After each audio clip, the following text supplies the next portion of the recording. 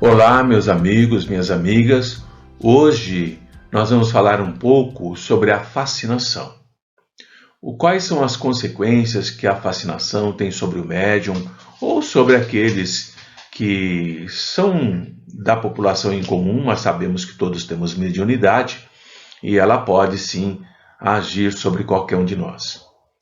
A fascinação, ela, além das graves consequências que ela tem, ela é uma ilusão produzida pela ação direta do espírito sobre o pensamento do médium ou daquela pessoa que ele pretende controlar, paralisando o seu raciocínio relativamente às comunicações mediúnicas dos amigos espirituais e também relativamente às comunicações daqueles que estão ao seu entorno quando procuram entender o que está acontecendo.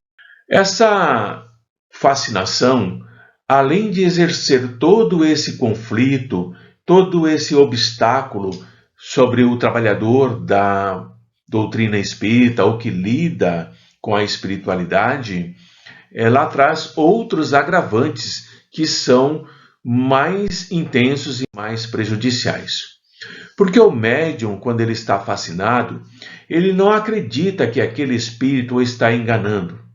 Mas o espírito ele é muito sutil, ele tem a arte de inspirar no médium confiança cega, que vai impedir que ele, médium, veja o engano, veja o embuste e possa compreender o absurdo daquilo que o espírito está escrevendo ou falando através dele, ainda que essa mensagem psicofônica ou psicográfica salte aos olhos de todos aqueles que estão ao seu lado, mostrando que aquilo é um grande engano, é uma grande falácia. A ilusão pode ir mesmo ao ponto de fazer com que o médium ache aquela linguagem ridícula, grosseira, absurda, como a mais sublime que possa existir na face da Terra. É um erro nosso acreditar que esse gênero de obsessão, que é a fascinação, só atinge as pessoas simples, ignorantes e sem bom senso. Não é uma realidade. A fascinação, uma das características da obsessão, ela atinge qualquer pessoa simples, ignorante, sem bom senso ou não, ou muito culta, muito equilibrada, com bom senso, mas que acaba cedendo aos encantos do espírito. Portanto, ninguém está livre do processo da obsessão, fascinação, nem os mais instruídos, nem os mais inteligentes. Isto vai provar para nós que essa aberração é o efeito de uma causa estranha, cuja influência todos nós podemos sofrer. Não estamos livres disso. Por isso, estudar, trabalhar, pesquisar, analisar, são as ferramentas que estão disponíveis para nós para ter o cuidado necessário e não cair no processo da fascinação. Graças à ilusão que a fascinação causa, o espírito vai conduzir o médium, o indivíduo, como se ele fosse um cego. Vai levá-lo a aceitar as doutrinas mais estranhas, as teorias mais falsas, como se elas fossem a única expressão da verdade. Pode levar o médium ou o indivíduo a situações muito ridículas, comprometedoras e até muito perigosas.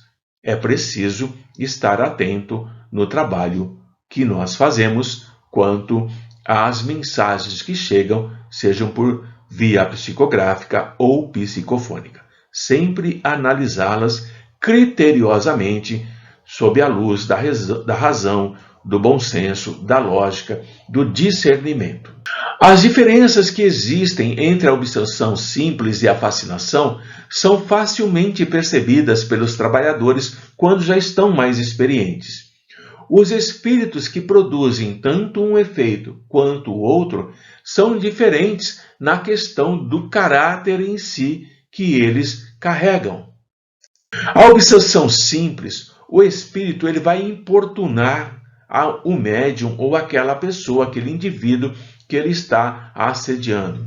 E dada essa insistência com que ele se agarra à pessoa, a pessoa começa a se sentir incomodada e ela quer se libertar o mais rápido possível daquele incômodo, daquela perturbação.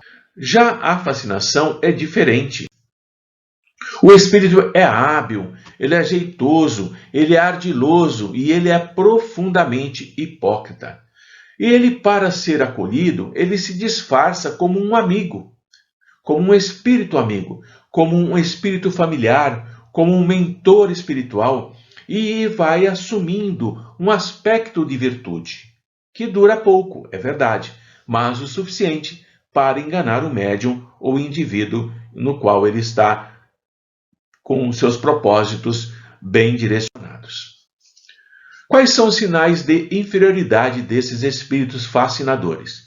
Por exemplo, caridade, humildade, amor a Deus, perguntas sobre a família, sobre o dia a dia, usa uma voz macia, melosa. São as cartas que ele vai utilizar para ser aceito por aquele indivíduo que ele está envolvendo ou pelo médium. Mas ele vai deixar, de tempos em tempos, passar alguns sinais de inferioridade, que somente o fascinado é incapaz de perceber. Cuidado com espíritos de voz muito macia, muito melosa, que elogia a família, que pergunta sobre a família, que pergunta como foi o dia a dia, que fala sobre a caridade, sobre a humildade, sobre o amor de Deus, mas nas entrelinhas deixa escapar alguns sinais de inferioridade. Qual é o maior medo do espírito fascinador? O espírito fascinador tem medo das pessoas que conseguem perceber claramente as suas armadilhas, as suas artimanhas, as suas ardilosidades. Ele vai inspirar ao médium para se afastar daqueles que são capazes de abrir os seus olhos e mostrar que naquelas mensagens há sim sinais que apontam para uma armadilha, para um perigo muito grande que virá mais cedo ou mais tarde. Mas o mais comum é o médium acreditar no espírito fascinador do que naqueles colegas, naqueles companheiros encarnados que estão ao seu redor, analisando a sua produção mediúnica e alertando-o quanto ao aspecto da fascinação em que está sendo envolvido. E assim nós terminamos esse breve resumo sobre a fascinação. Eu espero que vocês consigam entender o que eu coloquei e passem a ficar atentos às mensagens, às psicografias e psicofonias que recebem, independentemente do nome que assina essas mensagens. O importante é analisar a mensagem no seu conteúdo moral e ético, que está sempre em consonância com o Evangelho do Mestre Jesus, que nos ensina sobre o amor, sobre a fraternidade, sobre a caridade e sobre a paz e a esperança. Paz, irmãos, e até uma próxima oportunidade com um outro resumo que pretendo trazer para todos vocês. Muita luz a todos.